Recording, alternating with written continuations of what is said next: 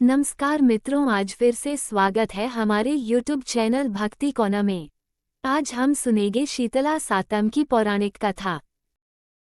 शीतला माता की कहानी सुनने से पहले आइए हम जानते हैं कि शीतला माता का व्रत करने से हमें क्या फल प्राप्त होता है तथा शीतला माता का व्रत कैसे करना चाहिए और शीतला माता को प्रसाद में क्या चढ़ाना चाहिए।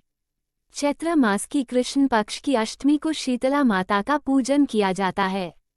शीतला सप्तमी को भोजन बनाकर रख दिया जाता है और दूसरे दिन उसी भोजन को प्रसाद के रूप में खाते हैं। शीतला माता की कहानी। बंडाली नाम के एक गांव में एक औरत अपनी 2 बहुओं के साथ रहती थी। उसकी दोनों बहुओं के एक एक पुत्र था। उसकी बड़ी बहू बहुत लड़ाका और गुस्से वाली तथा सबसे जलन रखने वाली थी, जबकि छोटी बहू बहुत संस्कारी और प्रेम व्यवहार वाली थी।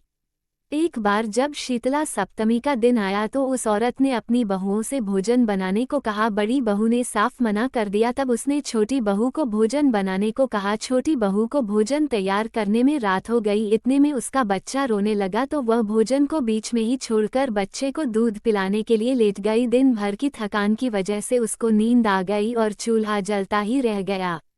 रात्रि में शीतला माता भ्रमण करते करते छोटी बहू के घर आई और चूल्हे में लोटने लगी, जिससे शीतला माता का पूरा शरीर जल गया। जिससे शीतला माता क्रोधित हो गईं और उन्होंने छोटी बहू को श्राप दिया कि जैसे मेरा शरीर जला है वैसे तेरा पेट जले।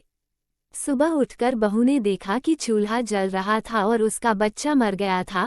बच्चे का पूरा शरीर जला हुआ था। ये देखकर छोटी बहू जोर जोर से रोने लगी। वह समझ गई कि शीतला माता के क्रोध से ही यह सब हुआ है। उसकी सास ने जब ये देखा तो वो भी बहुत दुखी हो गई। उसने बहू को कहा कि वो शांत हो जाए, इस तरह रोने से कुछ नहीं होगा। शीतला माता फिर से सब कुछ ठीक कर देंगी, तू उनके पास जा। ये सुनकर छोटी बहू ने अपनी सास का आशीर्वाद लिया और अपने मरे हुए बच्चे को डालिया में रखकर घर से निकल पड़ी।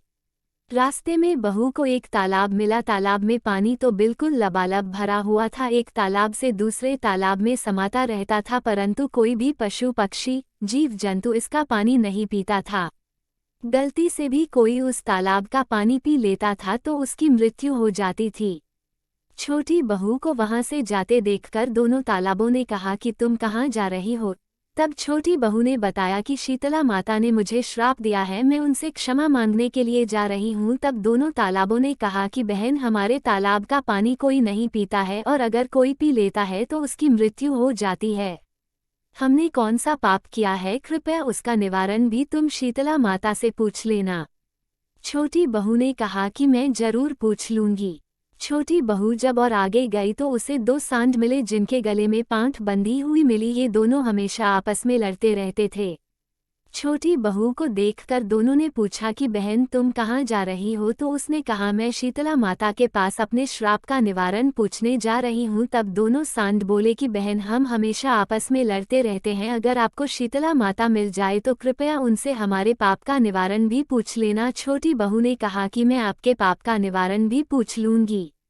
आगे जाने पर एक बुढ़िया एक बेर की झाड़ के नीचे अपने बिखरे बालों को दोनों हाथों से खुजला रही थी। उसने छोटी बहू को देखते ही कहा कि इधर आ, कहाँ जा रही है और इस टोकरे में क्या है। छोटी बहू ने बुढ़िया को अपना दुखड़ा कह सुनाया, परंतु बुढ़िया ने उसकी बात पर ध्यान नहीं दिया और अपने स्वार्थ की बात करते हुए कहा, अरे बेटी, जरा मेरा सर देख दे, मेरे सर में बहुत जुएं हो गए हैं। बहू ने बुढ़िया की गोद में अपने मरे हुए बच्चे को दे दिया और बुढ़िया के सर से जुएं निकालने लगी। बुढ़िया के सर से जब सारी जुएं निकल गईं तो उसकी खुजली मिट गई, तो उसको सर में ठंडक मिल गई। तो उसने बहू को आशीर्वाद दिया कि जैसे मेरा सर ठंडा हो गया है वैसे ही तेरा पेट भी ठंडा हो जाए।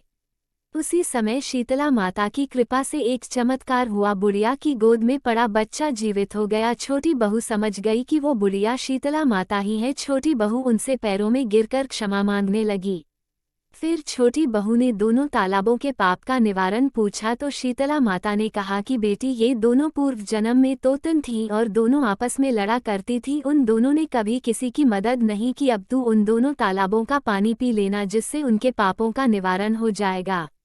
उसके बाद छोटी बहू ने दोनों सांडों के श्राप का निवारण पूछा तो शीतला माता ने कहा कि बेटी, ये दोनों पिछले जन्म में देवरानी जेठानी थी। दोनों आपस में बहुत लड़ाई किया करती थी, इसलिए उन्हें इस जन्म में सांड का जन्म मिला है। तो उनके गले से घटी के पाठ खोल देना, जिससे उनके पापों का नाश हो जाएगा और दोनों मिलजुल कर रहने लगेगी। छोटी बहू सबके पापों का निवारण पूछकर खुशी खुशी वापस लौट आई। रास्ते में उसे दोनों सांड मिले। बहू ने उनके गले से घटी के पाठ खोल दिए और उनका झगड़ना बंद हो गया।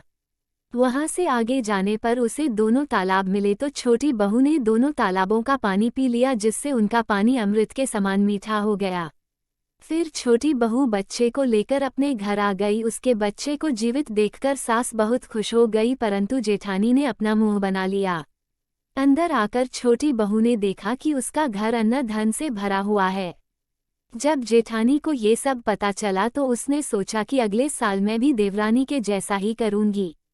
उसने सब कुछ उसी प्रकार से किया जैसे देवरानी से गलती से हो गया था। शीतला माता से श्राप मिलने के बाद वह जब बच्चे को लेकर निकली तो रास्ते में उसे वही दो तालाब मिले। उन्होंने जब उससे पूछा कि कहाँ जा रही हो तो उसने कहा, तुमसे क्या मतलब। आगे जाने पर दोनों सांड मिले। उन्होंने पूछा कि बहन कहाँ जा रही हो तो उसने कहा, देखती नहीं हो मेरा बच्चा मर गया है, मैं शीतला माता के पास इन्हें जीवित कराने के लिए ले जा रही हूँ। सांडों ने कहा कि हमारा भी एक काम कर देना, पर जेठानी ने मना कर दिया। आगे जाने पर उसे बुढ़िया मिली। बुढ़िया ने उससे कहा कि बेटी तू मेरे सर से जुएं निकाल दे। तब जेठानी ने उसको झिड़क दिया और कहा कि देखती नहीं मेरा बेटा मर गया है। सारा दिन वह अपने मरे हुए बच्चे को लेकर घूमती रही, लेकिन उसे शीतला माता नहीं मिली। बुढ़िया के रूप में आई हुई शीतला माता को वह पहचान नहीं पाए और अपने बुरे और झगड़ालू स्वभाव की वजह से उसने किसी की मदद भी नहीं की। वह रोती हुई अपने घर लौट आई। बुराई और धोखे का फल हमेशा बुरा ही मिलता है। अपने लालच और ईर्ष्या की वजह से उसे अपने बच्चे को भी खोना पड़ा। शीतला माता ने जैसे छोटी बहू की गलतियों को क्षमा किया, उसी प्रकार सबकी गलतियों को भी माफ करे। जय शीतला माँ। आपको ये कथा कैसी लगी कमेंट करके जरूर बताएं और साथ ही मेरी चैनल भक्ति कॉर्नर सब्सक्राइब करना ना भूले। वीडियो अच्छी लगी तो लाइक जरूर करें। धन्यवाद।